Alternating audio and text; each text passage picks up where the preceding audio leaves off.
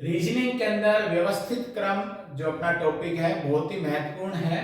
इसमें अधिकांशतः जो सवाल पूछे जाते हैं वो इस प्रकार होते हैं कि किसी भी वस्तु का दाहिनी ओर से क्रम इस तरह से आ रहा है, बाईं ओर से क्रम इस तरह से आ रहा है, मध्य में वो इस जगह पर स्थित है, तो उससे संबंधित बहुत सारे प्रश्न होते हैं। तो जो सबसे महत्वपूर्ण बातें इसमें ध्यान देने की वो कुछ निम्न है। जैसे कि आपसे जब कहा जाए कि दाईं ओर,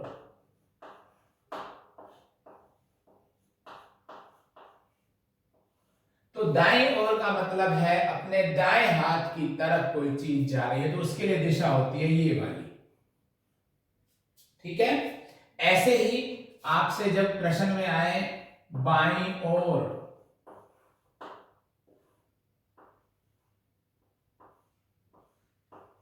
बाईं ओर जब आपसे कहा जाए कि कोई वस्तु बाईं ओर, तो इसका मतलब बाएं हाथ की तरफ उसकी दिशा होगी।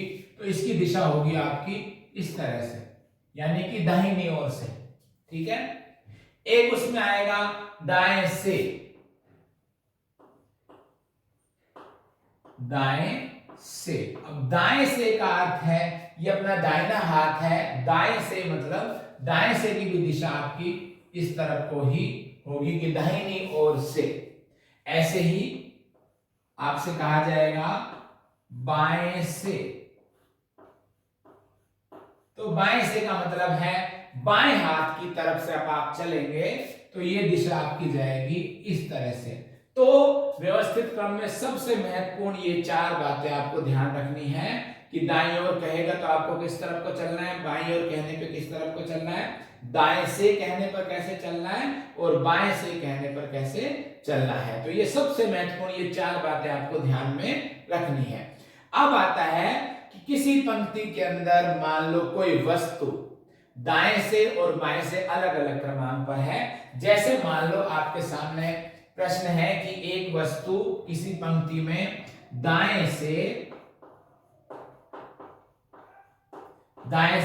m क्रम पर है या दाएं से m क्रमांक पर है, और वही वस्तु आपकी बाएं से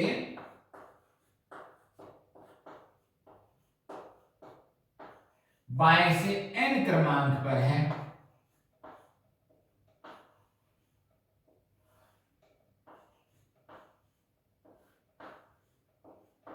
अब एक ही वस्तु है वो एक पंक्ति के अंदर रखी हुई है, दाहिनी ओर से उसका क्रमांक m आ रहा है, बाएं से उसका क्रमांक n आ रहा है। तो अगर हमको पंक्ति में वस्तुओं की कुल संख्या पता करनी है तो कुल संख्या आपकी होगी आपकी m प्लस n माइनस 1, यानी कि आपको बाईं ओर से दाईं ओर से क्रमांक और बाईं ओर से क्रमांक दोनों का योग करना और उससे एक कम करना है। उदाहरण के लिए अगर हम इसका बहुत ही एक सामान्य उदाहरण लेते हैं, आपके सामने मान लो 1 2 3 4 5 6 वस्तु हैं। अब ये अभी हम ये मान के नहीं चल रहे कि यहाँ 6 वस्तु हैं। हमने मान लो इस वस्तु का क्रमांक देखना है, तो दाएं से अगर हम इसका क्रमांक देखते हैं तो 4 क्रमांक पर है ये।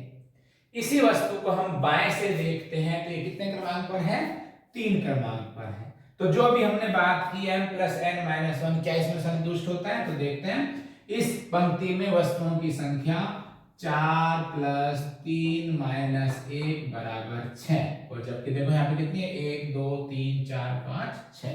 यानी कि अगर हमको किसी वस्तु का दाएं से क्रमांक पता है, उसी वस्तु का बाएं से क्रमांक पता है, तो पंक्ति में वस्तुओं की कुल संख्या हम m प्लस n माइनस 1 के सूत्र से ज्ञात कर सकते हैं।